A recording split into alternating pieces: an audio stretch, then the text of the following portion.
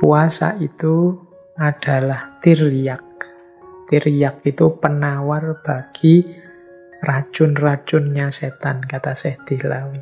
Dengan puasa, Anda memukul, menghancurkan naluri kebinatangan atau al-bahimiyah yang mungkin selama ini menguasai diri Anda.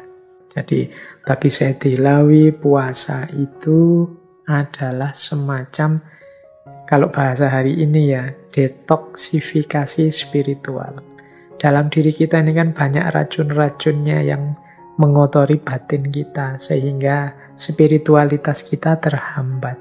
Nah, obatnya dari kekotoran-kekotoran jiwa itu antara lain ya puasa.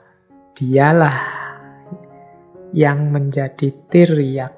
Tiryak itu penawar dari karat-karat racun-racun kotor-kotor yang ada dalam diri kita. Jadi ketika kita sedang puasa, terjadi detoksifikasi spiritual.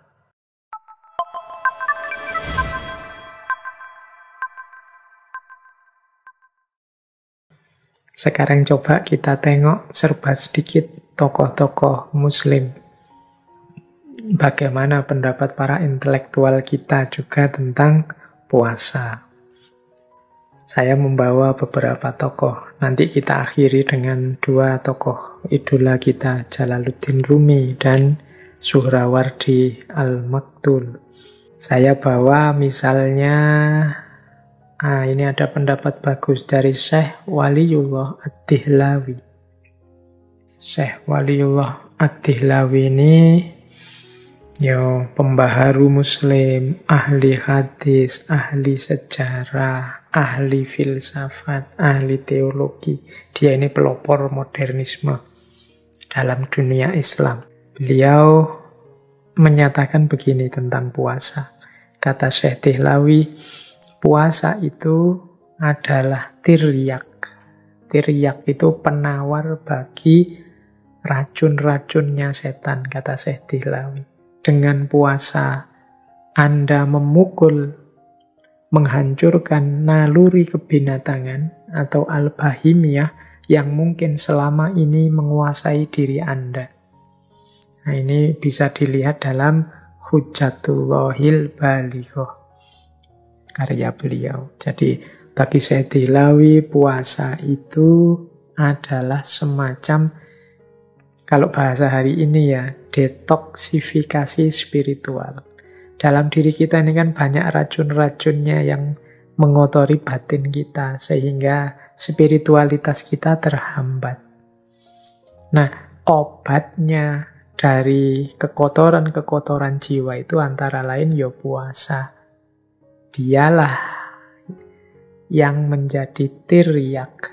Tiryak itu penawar dari karat-karat racun-racun kotor-kotor yang ada dalam diri kita. Jadi ketika kita sedang puasa, terjadi detoksifikasi spiritual. Ya tentunya yang puasanya sungguh-sungguh ya, bukan yang puasa hanya formalitas untuk mendapatkan, untuk menahan lapar dan haus saja. Nah, ini Syekh Waliullah Dihlawi. Boleh saya tambahi lagi, misalnya ini ada pendapat dari Syekh Abdul Wahab Asy-Sya'rani. Ini teman-teman pesantren pasti kenal dengan beliau ini. Syekh Abdul Wahab Asy-Sya'rani ini biasanya disebut Imam Sya'rani. Sufi besar, dianggap wali kutub juga pada zamannya. Beliau ini gelarnya Imamul Muhaqqiqin wa Zudwatul Arifin. Beliau ini selain ahli sufi, juga ahli fikih, juga ahli hadis. Beliau menulis 60 lebih kitab. Ya kebanyakan bercorak tasawuf. Misalnya Lataiful Minan, Tambihul Muhtarin, dan lain-lain. Teman-teman yang suka kajian tasawuf harusnya kenal tokoh ini. Kisah-kisah tentang karomah beliau juga banyak. Kalau yang muda-muda kan biasanya yang diincer ya cerita-cerita karomahnya ini. Nah, kata Syekh Abdul Wahab Asy-Sya'rani, puasa itu membawa kita kepada woyah an-nuroniyah. Ghayatun nuroniyah. Jadi tujuan nuroniyah. Nur itu cahaya. Nuron berarti pencerahan. Jadi membawa kepada pencerahan batin kita. Juga peneguhan rohani.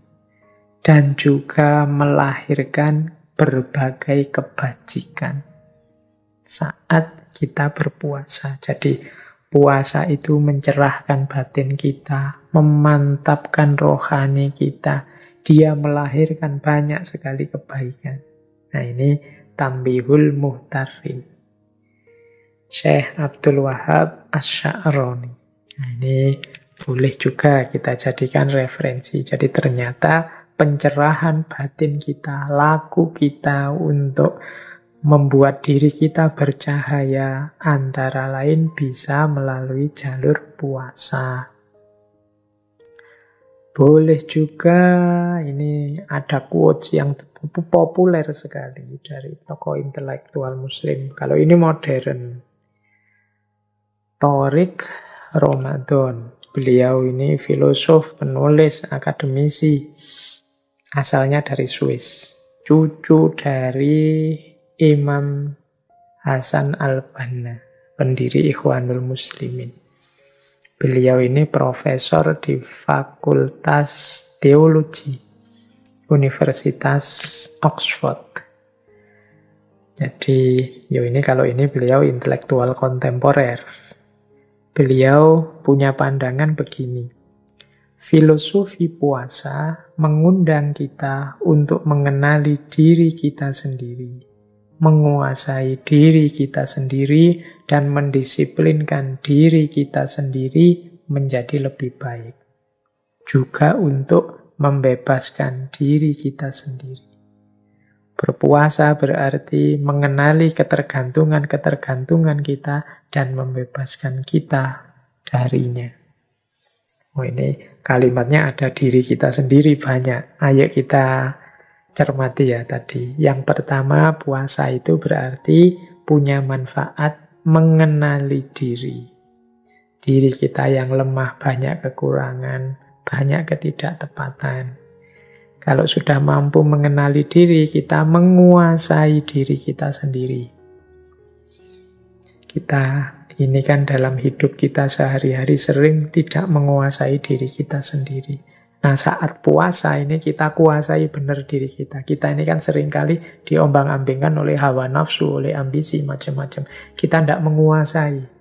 Nah, ketika puasa kita kuasai diri kita sekarang. Ini tidak boleh, itu tidak boleh, dan sebagainya.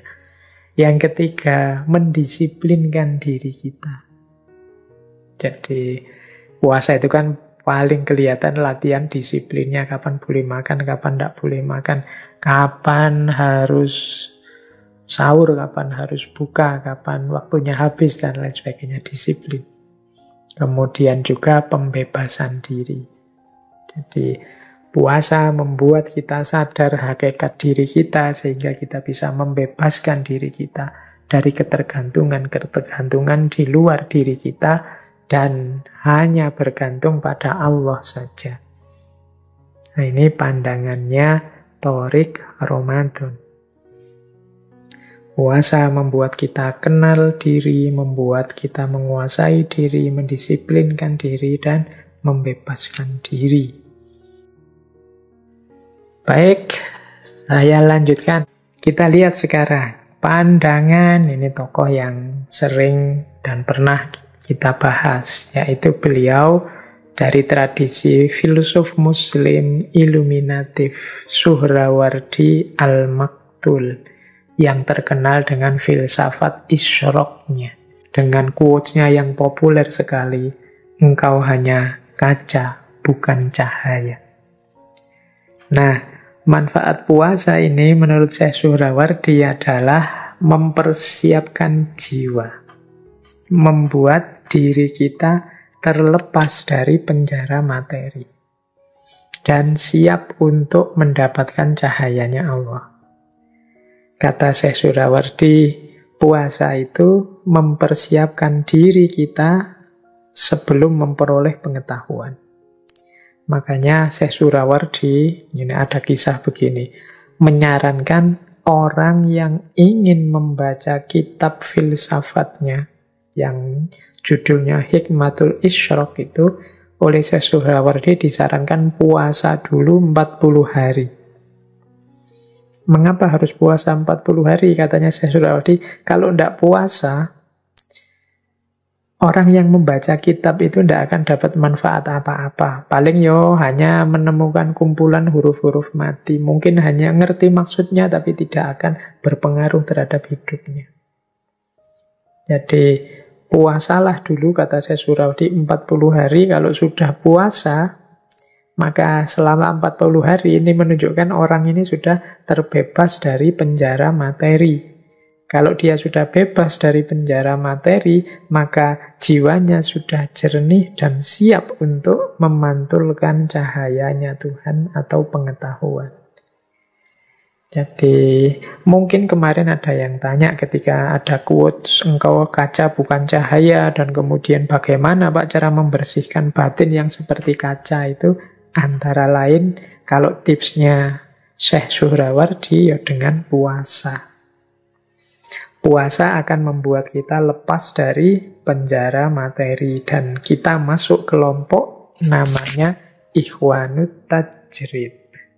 Nah, ini pandangan dari Imam Surawardi. Berarti ya kesimpulannya puasa itu menjernihkan jiwa, membuat kita lebih mudah menangkap pengetahuan yang merupakan cahayanya Allah. Ini boleh dipakai sebagai tips oleh para mahasiswa, para pelajar yang menanyakan apa manfaatnya puasa. Kemudian kita jelajah lagi. Ini waktunya tambah mepet. Misalnya saya ambil lagi pandangan Syekhul Akbar, Ibnu Arabi. Apa sih puasa itu? Manfaatnya apa? Hakikatnya apa? Menurut Ibnu Arabi, puasa itu yang pertama-tama rahasianya adalah pencegahan dan peninggian. Ini semacam yin yang tadi. Harusnya orang itu kalau dicegah ya tambah tidak bisa berkembang. Tapi kebalikannya dalam puasa, orang yang dicegah tapi dia semakin tinggi. Dicegah fisiknya, tapi semakin tinggi level spiritualnya. Jadi menurut Ibnu Arabi, puasa itu pencegahan dan peninggian. Ini yang pertama. Yang kedua, puasa itu rahasianya adalah tiada tindakan, tidak melakukan apa-apa. Ini yang saya jelaskan di depan tadi ya, bahwa uniknya puasa itu dia perintah, tapi perintah untuk tidak melakukan. Biasanya perintah itu kan perintah untuk melakukan sesuatu. Tapi ini unik, perintah untuk tidak melakukan. Jadi rahasia kedua puasa menurut Ibnu Arabi adalah tiada tindakan, tidak melakukan apa-apa. Karena hakikatnya puasa, kita akan menemukan rahasia puasa dalam tidak melakukan apa-apa. Ya tidak melakukan apa-apa itu maksudnya tidak makan, tidak minum, tidak berhubungan seks, tidak, dan lain sebagainya. Yang ketiga, puasa adalah penafian keserupaan. Nah ini menarik istilahnya penafian keserupaan. Puasa ini akan menegaskan tauhid kita. Akan menegaskan pengagungan kita kepada Allah. Semakin menunjukkan inilah bedanya aku manusia yang lemah dengan Allah yang maha kuasa, maha segalanya. Jadi menafikan keserupaan kita yang makhluk dengan Khalik. Jadi ada unsur kesadaran bahwa aku dan Khalik ini ternyata jauh. Khalik itu tidak butuh apa-apa, sementara aku butuh dia. Nah ini hakikat dari puasa yang ketiga. Menafikan keserupaan. Yang keempat, puasa adalah manifestasi dari sifat as-somadiyah. Ini dan al-haq sebagai tebusannya. Nah, ini agak pelan-pelan menjelaskannya. Jadi teman-teman mungkin masih ingat ya, salah satu sifatnya Allah, Allahus Shomad. Jadi Allah satu-satunya tempat bergantung. Allah yang tidak tergantung apapun. Allah yang tidak butuh makan, tidak butuh minum, tidak tergantung pada makan, tidak tergantung pada minum. Itu sifat as-Shomadiyah. Dia tidak tergantung apapun, tapi semua makhluk bergantung padanya. Sifat as-Shomadiyah. Dari aspek puasa, as-Shomadiyah ini melatih manusia sebagaimana Allah yang tidak tergantung. Jadi di situ ada pelajaran tentang as-Shomadiyah, ketidaktergantungan. Manusia yang semula tergantung sama sekali dengan makan, latihan untuk tidak tergantung dengan makan. Ini dari sisi fisiknya, nanti dari sisi batinnya juga begitu. Tidak tergantung pada dunia, tidak tergantung pada ambisi, tidak tergantung pada jabatan, tidak tergantung pada target-target yang tidak penting dan lain sebagainya. Jadi ini manifestasi dari sifat Allah as-Shomadiyah. Maka puasa ini terus unik, khusus, istimewa. Sehingga Allah menyatakan wa ana atsibihi, dan akulah yang akan membalasnya. As-sawmuli wa ana atsubihi. Makanya Allah sebagai tebusannya. Seorang hamba yang bersusah payah untuk melepaskan ketergantungannya, sebagaimana Allah yang tidak tergantung apapun, bahkan dia jadi tempat bergantung. Ini kan perjuangan berat. Padahal sebelumnya sudah ditegaskan bahwa makhluk itu jauh, tidak mungkin setara, tidak mungkin serupa dengan Allah. Tapi orang-orang yang berpuasa ini berjuang mengatasi ketergantungannya dari selain Allah kepada Allah saja. Ini ada takhallaq bi ahlakillah dalam konteks as-Shomadiyah. Makanya perjuangan ini dibalas langsung oleh Allah, wa ana atsibihi. Makanya al-haq sebagai tebusannya. Nah, ini puasa kalau dalam perspektifnya Ibnu Arabi. Pencegahan dan peninggian, tiadanya tindakan, penafian keserupaan, dan juga manifestasi dari sifat as-Shomadiyah. Memang beliau ini ya sufi, jadi pandangan-pandangannya coraknya sufi. Sama seperti Suhrawardi tadi, karena beliau juga sufi, filosof, pandangan-pandangannya ya coraknya sufi, filosof. Baik, saya lanjutkan.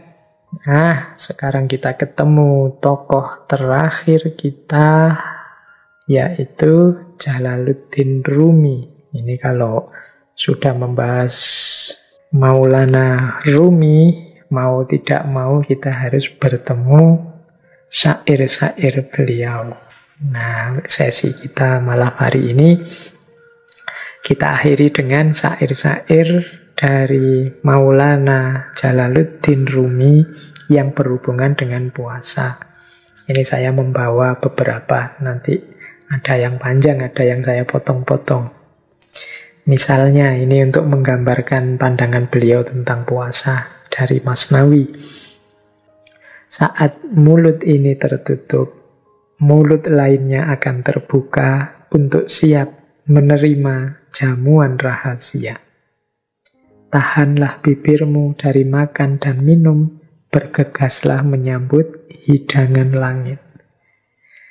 Ini secara sufistik Maulana Rumi ingin menjelaskan bahwa ya kalau mulut duniawi kita ini sangat sibuk, terbuka terus-menerus, tidak kita tutup-tutup. Ini kan semacam mulut yang menghadap ke arah dunia. Maka mulut ukhrawi, ya, mulut yang satunya, yang berhubungan dengan langit, berhubungan dengan Allah, ya pastinya tidak akan kita perhatikan. Pastinya nanti dia terlantar, tidak pernah jadi fokus kita. Saat kita puasa, dibalik mulut duniawi ini yang setiap hari terbuka sekarang ditutup. Saatnya bibir dan mulut ukhrawi terbuka menyambut hidangan dari langit. Jadi menyambut hadirnya Allah, menyambut hadirnya kebaikan, kebajikan, kebenaran dari langit yang selama ini sering tidak kita perhatikan karena kita terlalu sibuk mencari makanan untuk mulut duniawi kita. Nah, ini salah satu syair beliau. Ada juga syair ini dari Diwani Syams. Beliau bilang begini, meski ragamu akan memucat sebab puasa, namun jiwamu akan melembut bagai sutra. Pintu-pintu langit akan terbuka. Yusuf menjadi pemimpin Mesir yang dicintai sebab ia bersabar dalam sumur gelap tak terperi. Nah, jadi ini membicarakan lagi hikmah-hikmahnya puasa. Meskipun membuat kita tambah kurus, tambah pucat, ragamu memucat sebab puasa, tapi jiwamu tambah lembut seperti sutra. Kemudian spiritualitasmu juga meningkat karena pintu-pintu langit terbuka. Keberhasilan apapun yang ingin engkau capai pastinya membutuhkan kesiapanmu untuk berpuasa. Yusuf menjadi pemimpin Mesir yang dicintai sebab ia bersabar dalam sumur gelap tak terperi. Ini pelajaran juga seperti saya bilang tadi ya, puasa itu mungkin sakit tapi dia menguatkan, membawa pada keberhasilan. Ini juga disampaikan oleh Maulana Rumi. Baik, terakhir kita tutup dengan syair panjang beliau yang menjelaskan tentang puasa. Ini saya tidak mungkin menjelaskan detail isinya ini, tapi didengarkan saja, kita nikmati saja apa kata beliau dalam syairnya yang berhubungan dengan puasa. Kata beliau begini, ada kebahagiaan rahasia bersama perut yang kosong. Kita cuma alat musik kecapi, tak lebih, tak kurang. Ketika kotak suara penuh, maka musik pun hilang. Bakar habis segala yang mengisi kepala dan perut dengan menahan lapar. Maka setiap saat irama baru akan keluar dari api kelaparan yang nyala berkobar. Ketika hijab habis terbakar, keperkasaan baru akan membuatmu melejit berlari, mendaki setiap anak tangga di depanmu yang digelar. Jadilah kosong, lalu merataplah, seperti indahnya ratapan bambu seruling yang ditiup pembuatnya. Lebih kosong lagi, jadilah bambu yang menjadi pena, lalu tulislah banyak rahasianya. Ketika makan dan minum memenuhimu, iblis duduk di singgasana tempat jiwamu semestinya duduk. Bagai sebuah berhala dari logam yang duduk di tengah Ka'bah. Tetapi ketika engkau berpuasa menahan lapar, sifat-sifat baik mengerunimu bagai para sahabat yang ingin membantu. Puasa adalah cincin Sulaiman. Jangan melepasnya demi segelintir kepalsuan hingga engkau hilang kekuasaan. Namun andai pun engkau telah melakukannya hingga seluruh kemampuan dan kekuatanmu hilang, berpuasalah. Mereka akan datang lagi kepadamu bagai pasukan yang muncul begitu saja dari tanah, dengan bendera dan panji-panji yang berkibar megah. Sebuah meja akan diturunkan dari langit ke dalam tenda puasamu. Meja makan Isa Al-Masih. Berharaplah memperolehnya karena meja ini dipenuhi hidangan lain yang jauh lebih baik dari sekedar sop kaldu sayuran. Nah, ini kalimatnya panjang, tapi tidak harus kita pahami detail, kita dengarkan, kita rasakan saja.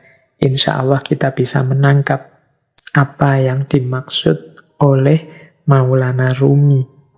Jadi paling tidak dari syair ini kita bisa menangkap rahasia puasa sebagai yang pertama, yang membakar habis hijab yang menghalangi kita dari Allah.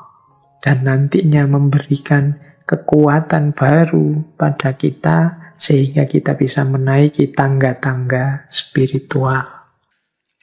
Yang kedua, puasa membuat kita bisa menyingkirkan segala yang tidak penting, segala yang tidak esensial dalam hidup kita, sehingga suara kebenaran kita, keindahan ekspresi kebaikan kita akan lebih murni, lebih keras terdengar oleh orang lain.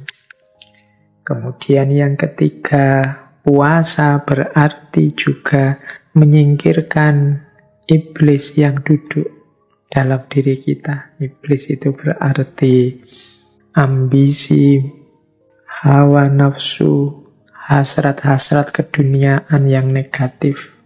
Ini bisa bersinggasana, bertahta dalam diri kita karena kita sibuk makan dan minum. Dan mereka duduk di atas tumpukan sampah makan dan minum kita. Maka ketika kita berpuasa, menahan lapar, kembali lagi kebaikan-kebaikan dalam diri kita, iblis yang duduk di singgasana tadi akan tersingkirkan. Kemudian di bagian sebelum akhir itu, beliau menjelaskan mungkin ada kalanya puasa kita itu palsu. Puasa kita tidak sejati. Sehingga kita kehilangan manfaatnya, kehilangan dayanya.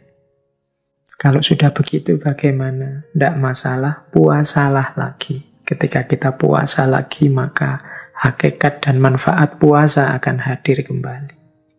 Dan seterusnya. Ini maksudnya secara umum itu dari syairnya Maulana Rumi tadi. Baik, teman-teman, saya kira sesi kita malam hari ini sudah cukup. Semoga yang kita bahas malam hari ini setidaknya semakin membuat kita mantap untuk berpuasa secara sungguh-sungguh.